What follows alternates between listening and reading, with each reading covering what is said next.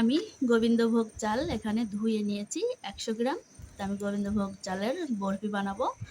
গোবিন্দভোগ চাল দিয়ে ডিম, দুধ আর চিনি দিয়ে আমি বরফি বানাবো। তো আমি এই বরফিটা কীভাবে বানাই আপনারা দেখতে থাকুন। তো আমার সঙ্গে থাকুন আমার মিষ্টি বন্ধুরা। প্রথমে লবণটাকে দিয়ে নিচ্ছি। লবণটা দিয়ে আমি ভালো করে একটু মিশিয়ে নিচ্ছি। এবার দিয়ে দিচ্ছি আমি চিনি, 100 গ্রাম মতো চিনি দিচ্ছি। 100 গ্রাম বলতে 1 কাপ নিয়েছি আমি।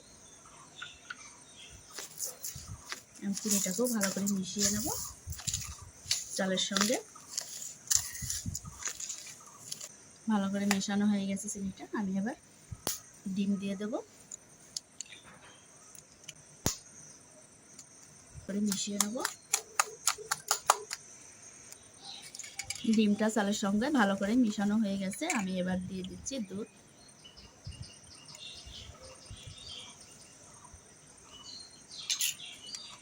দুধটাকেও আমি ভালো করে মিশিয়ে নেব চালের সঙ্গে।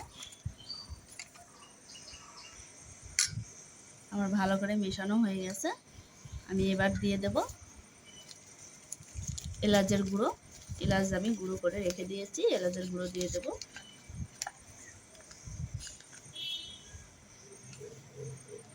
এলাচের গুঁড়োটাও আমি ভালো করে মিশিয়ে নেব।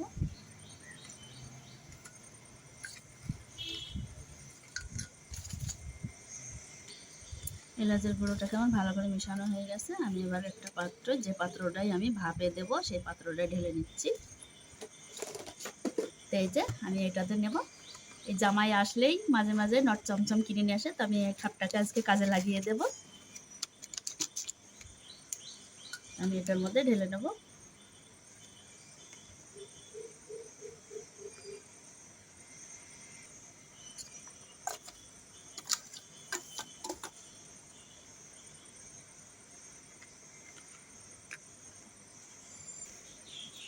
আমার সুন্দর করে ঢালা হয়ে গেছে খুব ভালো করে। তো এবার গ্যাসের কাছে চলে যাই, চলুন। জল গরম করতে দিয়ে গেছি এই পাতিলটায়। তো জলটা আমার ফুটে গেছে, আমি এটার মধ্যেই বসিয়ে দেব।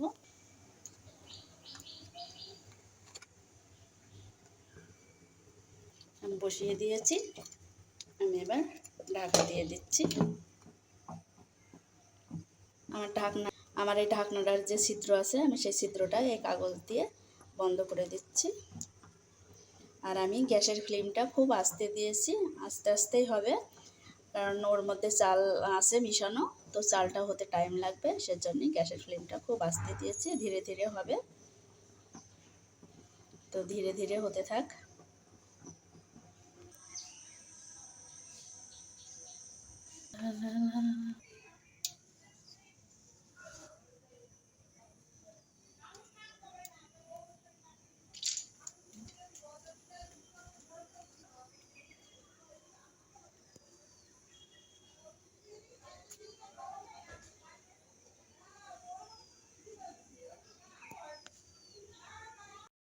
দেখি ঢাকাটা তুলে দেখি কত দূর হলো।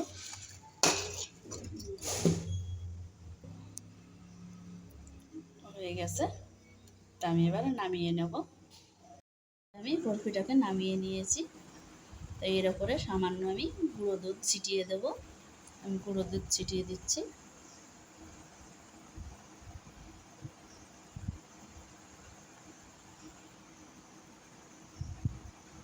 গুঁড়ো দুধটা ছিটানো হয়ে গেছে। আমি এবার ছুরির সাহায্যে চারি সাইডে আগে কেটে নেব।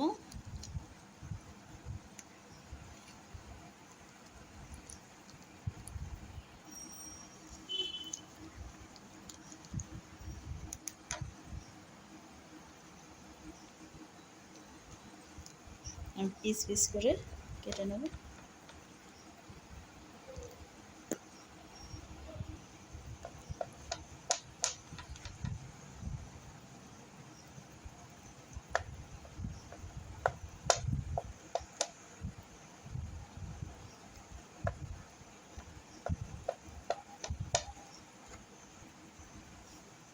তা আমি এবার তুলে দেখাবো।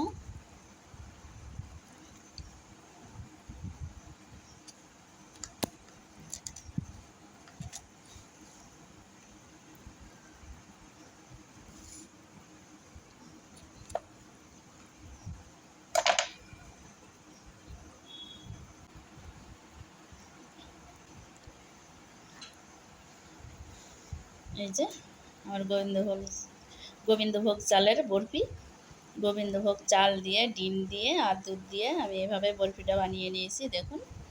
তো এই যে নিচের সাইড এরকম হয়েছে, চাল দিয়ে বানানো তো নিচের সাইডটা এরকম হয়েছে। এই যে আর মিষ্টি বন্ধুরা, কিন্তু এভাবে এই বরফিটা বানালে খেতে খুব টেস্ট হয়, খেতে খুব ভালো লাগে। তা আমি একদিন করে খেয়েছিলাম, সেই জন্যে আমি আজকে বানিয়ে দেখিয়ে দিলাম আপনাদের। তো আপনাদের যদি পছন্দ হয় অবশ্যই একদিন বাড়িতে বানিয়ে ট্রাই করে দেখবেন, খুব ভালো সুস্বাদু হয় খেতে। তা আপনারা সবাই ভালো থাকুন, সুস্থ থাকুন।